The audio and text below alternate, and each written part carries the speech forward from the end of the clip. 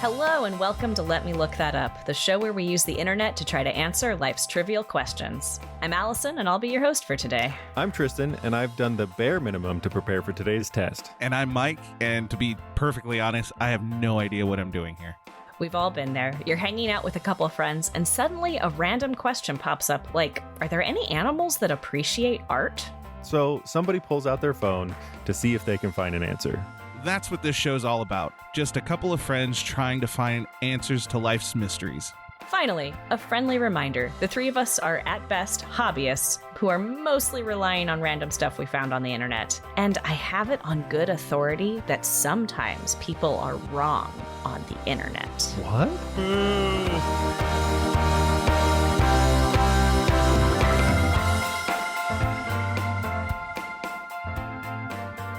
Tristan, what did you want to share with us today? I kind of went down this weird rabbit hole recently, specifically this thing called Tulip Mania. Have you guys heard of this before? Oh, I have heard of the Dutch Tulip Mania. It's like old school stock trading, crashing and burning. Yeah. I still don't even know what we're talking about, so I don't even know what this might be. All right, so we'll start from the basics. Mike, a tulip is a flower that... I'm vibing. You get them at Trader Joe's. Yeah. That's where they grow them, Trader Joe's. So, I mean, I guess we can start with a more modern idea of things that we could probably relate this to. Cryptocurrency right now is this thing that doesn't really exist, but somebody has put value on it, and now it's this way that people are exchanging this currency. That's not really currency, right? Okay. Following so far. So in the Netherlands, puberty, sorry.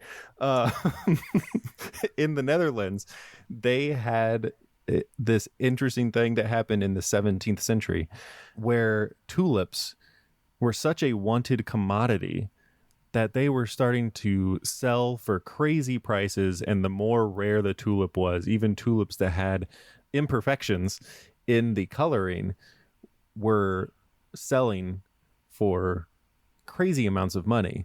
And so people were basically using tulip bulbs as currency around this time. Were they using them for something other than currency? No, so it was basically they buy these tulip bulbs, and when you have a tulip bulb, you don't actually know what kind of tulip you're going to get. You have an idea of what tulip you're going to get, but they would get it, pay this money, and then plant it. And then they'd have to wait a year or however long to see if they actually got the flower that they expected to. So this is like the long-term delayed version of getting a collectible card game pack. You know, you just have to wait a year to open it up to see if you actually got anything of value. Yeah. Or like if you had to pre-order, like if those collectible cards were like, hey, we're going to come out with cards next year, but you can pay for them now. Oh, man. Yeah. I thought they were just currency like dollars, like people were putting them into their pockets, and I was like, they're going to lose value immediately because they're going to die. Walking around with bulbs in your pockets. No, so it wasn't necessarily like trading bulbs for whatever, but it was this thing where people were spending a crazy amount of money on tulip bulbs or tulip seeds, and it was just kind of this. It was more of a status thing than anything else, but it did. So no different than a garden today. Yeah, exactly. But today, your garden doesn't impact the economy as much. Oh, that's true. The garden combined with the collectible craze of Beanie Babies, back from the 90s. It's that hybrid status Beanie Babies. Exactly. And it's like, oh, I've got this rare one that has this stripe that goes through the middle of the petals. And so that was the thing. And the bulbs, I discovered that a bulb will grow within a year. But if you were getting the seeds, it could take up to 12 years before that flowers. That doesn't seem like the best investment. No. So how did this go for the Netherlands? How did it turn out for them as they were putting all their economy into tulips? Yeah. So I feel like Mania was foreshadowing. Right. well, I don't think they called it Tulip Mania until after the fact. Okay. So there's two things. One thing that I should note, in my research of this, I did discover that it wasn't as big of a deal as it has to some extent historically become known as. Like back then it was like everybody was just buying tulip bulbs and doing all of this, and really it was the rich people, the people that had money to do it. And then if they didn't have the money, if something happened that they didn't have the money, there was no law to enforce like, oh, you have to pay for the bulbs that you said you were going to buy. So it did like hurt the economy a little bit, because this thing that was being exchanged and impacted the economy. However, it didn't affect like the whole country and like put them into ruin as it has been rumored. And there's even a movie that has come out or is coming out called Tulip Fever that's based on a book. And that one goes with the more extreme version of Tulip Mania. But it did have this impact on the economy where eventually it just wasn't working out and it did crash. So basically their cryptocurrency went from being that hot stuff and then just being like, oh, nobody wants it anymore. Oh. If that movie isn't directed by Wes Anderson, there's a real like loss on a really good project. That sounds like a Wes Anderson movie. Yeah, I didn't see who was directing it. I just in my research it popped up. Well, it But did come out in 2017, so it has nuts. come out. All right. Who's the grifter that started this? Right? I got these tulips. Hey, buddy, I got these tulips. Anyone? There's not a tulips? moment. Yeah. There's not a moment that you're telling that story that I'm not like, all right, who is the genius who was like, man, I sure do have a whole ton of tulips that I just can't do anything with. You guys want to buy them? Who wants some tulips? They're really important. Yeah. I feel like it was probably someone who was like trying to grow a yellow tulip, and then they accidentally got some red tulip in their yellow tulip and wound up with a weird stripe, and then they're like, this makes it more valuable, and they conned some rich people, and that's how it got started. Yeah. So from what I picked up, it was during the 17th century. It was right after the Dutch kind of were able to, they had their revolution basically and became independent from Spain, which is a whole full history that we can't get into right now. But that We'll happened. table that. It was shortly right after that they started to become interested in the exotic kind of things, and tulips were more of an Eastern flower, and so that became popular because it was like, ooh, it's this exotic flower that's not from around here. And so then it did really well growing in the Netherlands because of their climate, and so it just became really popular because of that. Luxury goods. However, there was an interesting, I guess, branch that came off of looking into Dutch botany during this time. Do tell. I don't even know how to approach this conversation with you guys because it's such a random thing. So I guess I'll just tell you from the news articles and different things I was reading. I got some of my information from like the Encyclopedia Britannica, the Smithsonian, that was a thing. series. That was a series of informational books that happened a long time ago. People don't know what encyclopedias are anymore. Mm-hmm. So. You know, Wikipedia, the pedia part comes from. It was the online Britannica, so they don't even call themselves the encyclopedia anymore. No. Those were the things I was reading, but I fell upon a Live Science article, which that one keeps coming up in our research on this show. Not a sponsor, just they have interesting articles that talked. The title of this thing was, "Are Carrots Orange?" because of the Dutch Revolution. Okay, please tell me more. I'm hooked. You've got me. Right? I saw that and I was That's like, the most clickbait thing I've ever read. I have to read this. What is this talking about? So apparently there have been rumors that the reason why the carrot that we have today is orange is because of Dutch revolutionists. And more specifically, the royal family that helped during the revolution that they gained their independence from Spain was the House of Orange, more specifically William, the Prince of Orange. And that has influenced the Dutch significantly. If you notice, orange is everywhere. They wear orange. Everything is orange. They just love the color orange. And like orange isn't in their flag. So it's not like, oh, we're going to wear our patriotic colors. It's just because of the royal family. They just love orange and it's become their national color.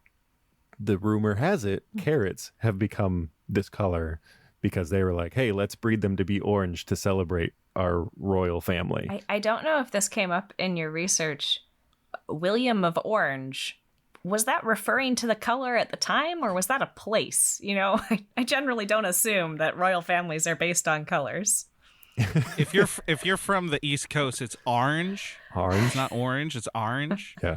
But is it a place? Thank you for including our East Coast listeners in that. Yes. Happy to help. Yeah, so it is a place. It was the south of France, I believe. We can look into that a little bit more, but I believe it was a region of what is now France. It was orange, Which makes me even think even further that it's not pronounced orange at all. So we should be calling him William of the Prince of Orange. Yeah, probably. Maybe I don't know if this is going way off track. How many color carrots are there? Why would that be significant? Like, why would carrots be significant? Two, how many colors are there to the point where they were like, to honor this one family, we are going to go through a process, which back then may have been even more difficult than it would be today, to turn a vegetation orange. Like what? I don't know why that's tripping me out so much. Of just like, did the family go, we're gonna honor ourselves and have people do this, or did the common people do it? Like, we can't answer all of that, but fanning out about the royal family, and so like sports team trying to wear the colors, they were like, this is the carrot version of that. They also really that's tried. That's a pretty lame honor. we built your father a statue. We made this vegetable orange for you. Carrots are orange. I guess if you're a king, it might not do it. But honestly, if someone was going to like give me a gift and they were like, Allison, I built you a statue versus Allison, I genetically modified this vegetable for you. I don't know. I'm kind of into the second. Maybe it just depends on who it is. When you say it like that, it sounds a lot cooler. So it's kind of this ridiculous thing that it doesn't quite make sense. So I continued to read this article because I really had to know the answer. And it turns out, I guess, first of all, Mike, you were asking, like, what color are oranges, or not oranges? I keep saying oranges. Oranges on the brain. Oranges. Carrots naturally were kind of like a white or an off yellow color. And that was coming from like Asia area. And then as they moved west, the different climates and nutrients and stuff that they were getting as they came further west into Europe, those different areas brought new color to the oranges, or to the carrots. So in like the Middle East, they had a more yellow color. And then there's purple carrots as well. And that wasn't one of the original flavors of carrots. But as it came to it's a remix. Like, the European culture, there's just speculation that the orange was just the color that the yellow carrots turned to because of like the soil and stuff. So it was just more of a natural like change in the color because of where they were being grown. Right. And has nothing to do with people genetically like altering them. However, so that makes me think that there was some farmer who was planting them, and the first orange one that came out was like, uh-oh. And then he was like, wait, I know what I'm going to do. right? Lord, Official. I have honored you with this orange carrot. Look, That I definitely made deliberately and was not a surprise. The neighboring farmer's like, hey, how did you do that? That's really cool that you honored him. He's like, I honestly have no clue. It happened. I don't know, man. It's proprietary. It's secret. You honestly, could never do it. I think that's basically what happened, is that Oh my God. it just kind of naturally happened. And then they were like, hey, our royal family is the House of Orange. So like, what if we made more orange carrots? And then that's just what happened. And then they became like the most common Western carrot is the orange because carrot. for those people who don't live in America who may be listening to this, orange is all we really got. Like, I think I've seen other colors in those weird vegetable melody things that you can get at like wedding venues, but I never see outside of orange at the store. Yeah. And maybe I'm shopping at the wrong store. I don't know. Yeah. It really wasn't until the advent of the farmer's market that like off-colored carrots became, and see, I'm even calling them off-colored carrots. No, the OG carrot was apparently off-white. So other colored carrots came into my life. So yeah. And it's kind of safe to assume that those were different. They're different colors based on the soil and like where they're grown. Yeah, that's my understanding of it. I could be wrong. Again, I didn't go like into the full science of what causes the color of an orange, just more of Carrot. Are they orange because of Come the on, Dutch? bro. I do feel like I at one point was looking at planting a vegetable garden. And I had the option to buy seeds for different colored carrots, is what my memory is saying. So maybe there's something to the seed as well. Maybe that'll be something to look up later.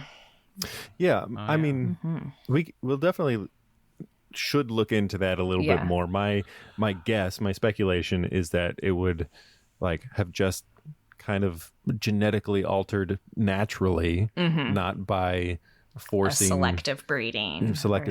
Yeah. It was just more of like, hey, this carrot turned to be more of this color because of the area that it's in. And then we can look this up too, since we're on the topic of carrot, because I feel like it's true. I don't remember who told me, but there's no such thing as a baby carrot. They get carrots and they cut them into baby carrot. So there's no process to get baby carrots. They're not just like pulling them out early. So I'd like to look that up because someone told me that, and now that we're on this topic, I don't know if my reality is wrong. I have added it to the list.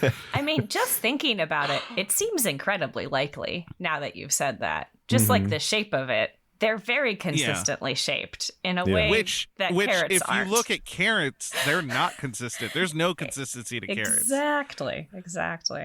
And also, like, baby carrots have a different texture on the outside, so they makes have it feel to be like peeled, they've been right? like Yeah.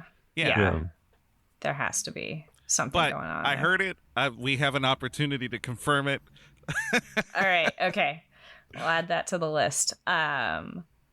Okay. So what I'm hearing is that probably the orange wasn't deliberately bred for. However, it seems very likely that some Dutch farmers seized a marketing opportunity and used that to drum up some business and spread the doctrine of the orange fan carrot across the world. Is that right, Tristan? Have I got that? I think so. I think that's it. Yeah. Okay. However, that just leaves the question of why do we have the orange carrots today? How did they become the dominant carrot all throughout the U.S. as well? Mm-hmm. Yeah. Was it that marketing that made it the dominant West one? Mm-hmm. Yeah. Or maybe they're just really easy to grow and ship. Yeah. I do love how often it feels like throughout history, the answer to why is this thing this way is marketing. I mean, there's a lot of things that come down to just marketing. or like pragmatism that they don't share. Right. Like, was it one of the episodes here with the conversation about avocados and just how they ship them? It's pragmatism. It's pragmatism, but they never share that. They never say that. Yeah. Yeah, so now I've got some stuff to look up. So I'm going to go ahead and go do that. And while I'm doing that, let's go ahead and talk about ways that you can support the show. Giovanni, take it away. LML to you, friends. It's me, your Biscuit Boy Giovanni, and I'm here to talk about the 3 ways you can support the show and become an official Lemmy. Just a reminder, if you're listening to the show, you're an unofficial Lemmy already. You don't got to do anything, you don't got to sign up anywhere. You just are a Lemmy for listening. But if you want to become an official Lemmy, here are the 3 ways. 1 is to tell a friend, 2 is to tell a stranger, and 3 is to buy us a coffee. Tristan, can you talk to us about how one might go about telling a friend? Definitely. So there are multiple ways that you can tell a friend. 1 is to just go up to your friend and say, "Hey, buddy, friend of mine, have you listened to this podcast? I like it." Just real quick, I've told 3 people that this week, and all 3 of them listened, and they all said nice things about us. And that could have just been because they're nice to me, but they all said nice things. So, hey, if you're listening and I recently told you, hey, you should support the show by listening to it, and you listen to it because you like me, thank you. But if you actually want to send it out to the masses, to all your friends at once, you could actually just share it on Facebook when we post a new episode. Yeah, actually, we have found that if you repost our release notice on Facebook or Instagram or Twitter, that reaches a lot more people. So if you just take a moment next time that we post with this episode, hop onto the old Facebizzle, take the video soundbite, and you just like repost that and say, hey dudes, hey my dudes, listen to this business. Yeah, really appreciate that. Hey, anybody who posts it with, "Hey, my dudes, listen to this business," like, you definitely get some thumbs up from the LMLTU family. Yeah, bonus points from us over here. Giovanni, I have a question for you. How would I go about sharing it with a stranger? Yeah, telling a stranger is, I think, actually the easiest. It's just review us on your favorite podcatcher. So if you listen on iTunes, rate and review us on iTunes. If you listen on Spotify, you can rate and review us on Spotify. I think you can actually just rate and review us on Facebook these days if you have the mobile app for Facebook. So just post a review and say how much you love us. The more stars, the better, of course. But be honest, be real with us. Like, let us know what's up. Yeah, I would even go as far to say, even if you don't listen on Apple Podcasts, but you have access to Apple Podcasts, yeah, go ahead and leave a review, because that will help us. Most of our listeners do listen on Apple Podcasts. So if you have the ability to leave a review on Apple Podcasts, that's going to get the most reach for us. I think Spotify's number 2. Yeah, Spotify's number 2 right now. And you can't leave a review, but you can give us 5 stars on there. Yeah, so you just 5-star it up. And then I guess if you use Siri or Google Home or whatever, you can just tell the smart device that you love us. And I don't know if that does anything, but it would be fun just to say that to your smart device.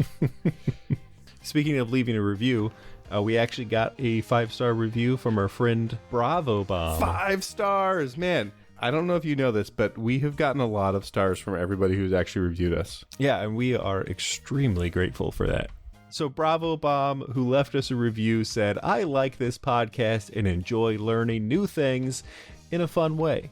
Thanks for the 5 stars, Bravo Bomb. We give you 5 stars as the Lemmy. 5-star Lemmy. All right. The third way you can support us is to buy us a coffee at buyusacoffee.com/let me look that up. Hey guys, I got great news. We have our first monthly supporter. Yeah, we do. Carl, thank you so much for joining us as a monthly supporter. We really, really, really, really, really appreciate that. Thank you. We give you 5 stars on Apple Podcast. 5-star Lemmy. All right, so Carl wrote one time zone would... Okay, all right. He seems to be coming down on Allison's side of the time zone argument, so Tristan, I'm going to have you read that one. Yeah, let me take this from you. One time zone would confuse everyone. People from other areas would have no reference as to what part of the day you are in. I object. I think we can still keep the time of day things like noon or afternoon or midnight or early morning. Like we can still use those types of words. Just the number associated with those words would be different. So we would have a way. It just would be different than what we do now. I guess what we come down to is we're going to be confused no matter what. Just how we're confused changes. Yep. And it's going to take a lot of convincing to change something that is such a ingrained way of doing things for people. Carl, personal question. How do you feel about the metric system? Let's start there. Can we start with the metric system? Right. We await your response. Carl, we appreciate your support. Very, very much. Thank you so much for being our very first, and at this point, the best monthly supporter we've ever had.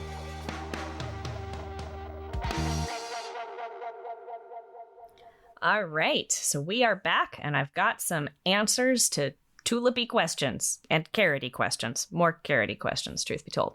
However, first, very important, the movie Tulip Fever was not directed by Wes Anderson. Yeah, sorry. It was directed by someone... What a missed opportunity. I know. The quirkiness of it, I can see it now. However, it was directed by Justin Chadwick, who is also known for Mandela, The Long Walk to Freedom, and Bleak House. So, different vibe than Wes Anderson, it sounds Very like. different vibe, yeah. All right. And now some of the other questions we had. So one of the things that came up was the color of carrots. So is it what's in the ground? Is it genetic? And the answer is yes. So there is a genotype, and the genes do impact it. So that does affect the color of the carrots. However, also the growing season, the growing area, wet weather preceding harvesting results in low keratin, which is the thing that makes it orange. So if you have a really wet season, you're going to have less orange carrots, apparently. And this is from the Carrot Museum of the United Kingdom. Thank you, Carrot Museum. I have something. Yeah. We call the thing that makes them orange keratin, as if orange is the natural color. You're right. So my guess is that carrot came after the color orange. Beta and they carotene. were called something else before that. Probably. Right? Probably. Yeah. Or, yeah. well, because you're talking about names at that point. Because the carrot could have been around, and because the prominence of the orange carrot, when they were discovering the gene that makes it, they're going to be like, it's keratin. That's true. And then the one scientist was like, I hate you. Why do you work here? And the other one's still like, it's pretty good. Which came first, the carrot or the keratin? Ooh, I love that. Anyway, okay, so that is the color of the carrots. And then the big thing, the mystery of the baby carrot. What is going on with that? And it appears that the answer is there's more than one type of baby carrot. So there actually are. Yeah. So there actually are some carrots that are pulled early and are just small, and they are called baby carrots.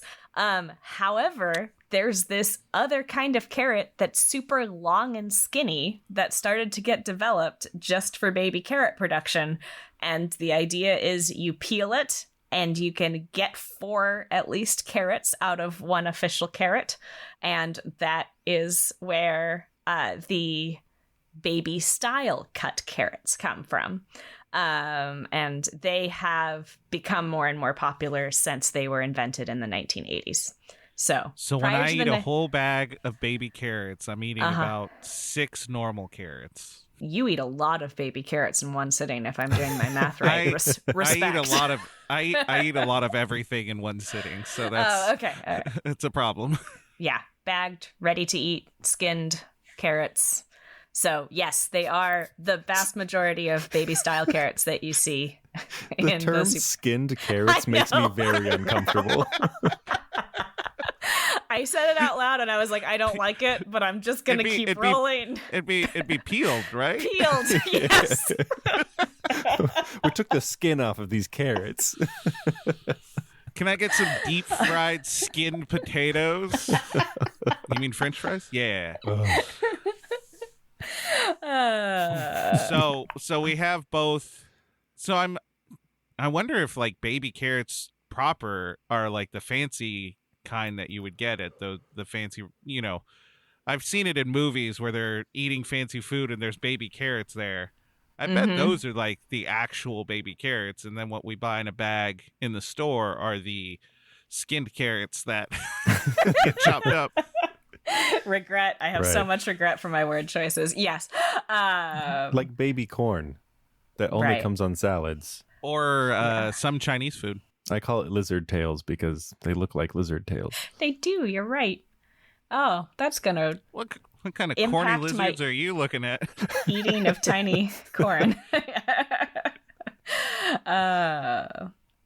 Going back to baby carrots, apparently sometimes they were pulled early, but then eventually they also made special carrots that were just small when they were fully grown. So there's actually a few different types of baby carrots out there in the world.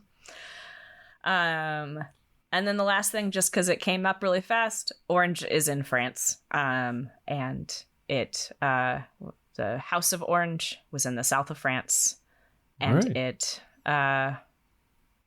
incorporated into France proper in the 1800s. We've had quite the journey today. We have. Meandering through the world of carrots and tulips and marketing. Tristan, what should we have learned today?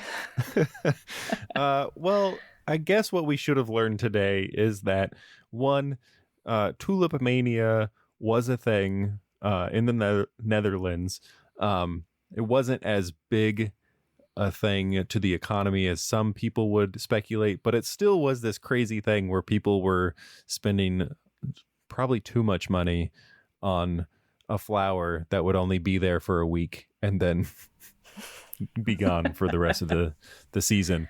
And then we also learned kind of in a roundabout way that the Dutch love the color orange because of the royal family being from the House of Orange, which was actually in France. So put that together. I don't know how that works.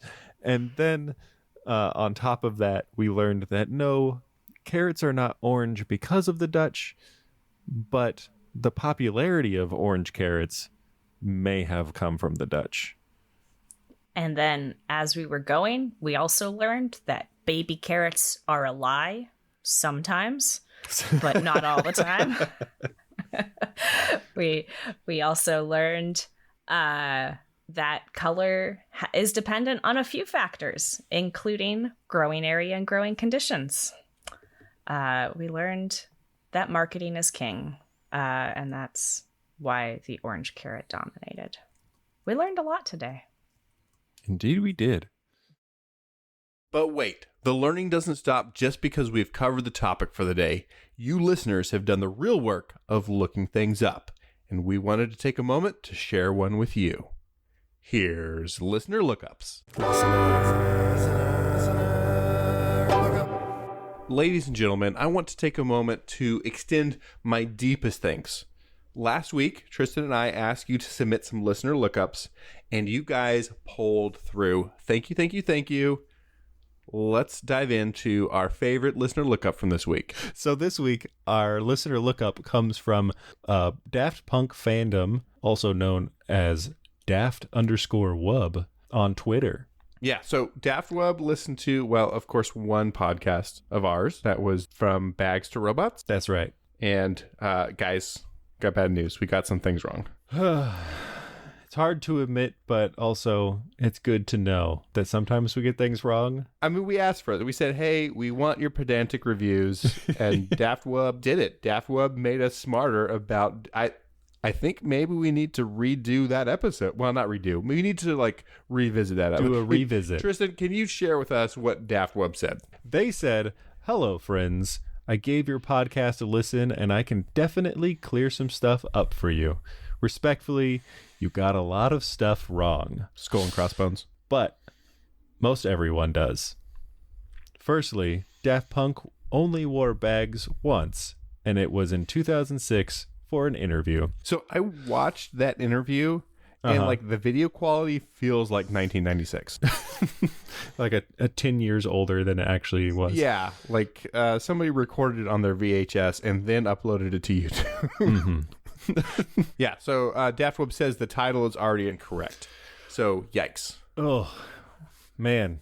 The whole title based off of this one thing, and it's wrong. Yeah. They also went on to say that getting info on Daft Punk is tough because most sources are actually getting stuff wrong. And the whole bags on their heads before they became robots is one of the worst offenders in their opinion. And it has no idea where it started. Yes, we got it wrong, but we got it wrong because somebody on the internet got it wrong first, which somebody else never got it wrong. happens. That is so weird. Anyway, credit to Daft Wub.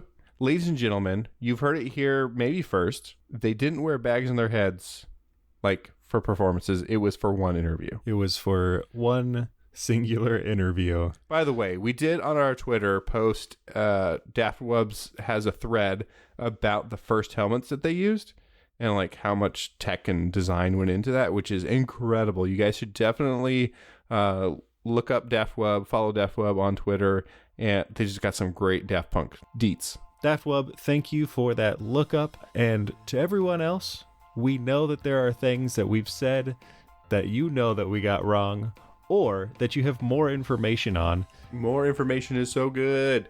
Please, please, please let us know more about the topics that we've talked about, or if there are questions that you have about something that we haven't even touched on yet, let us know. Reach out to us on social media or however you can get a hold of us, and share with us your thoughts, your knowledge, so that we can all be smarter together. The easiest way to do it is to go to our webpage at lmltu.com, or you can just add us on Facebook or on Twitter and share your thoughts with us. Again, if you like the show, subscribe on your favorite podcast platform and leave us a review. If you enjoy listening to us looking that up, you can support the show at buymeacoffee.com/letmelookthatup. All our links are in the description or on our website, letmelookthatup.com. Thanks for joining us today, and we'll see you next time on Let Me Look That Up. I'm Allison. I'm Tristan. And I'm Mike.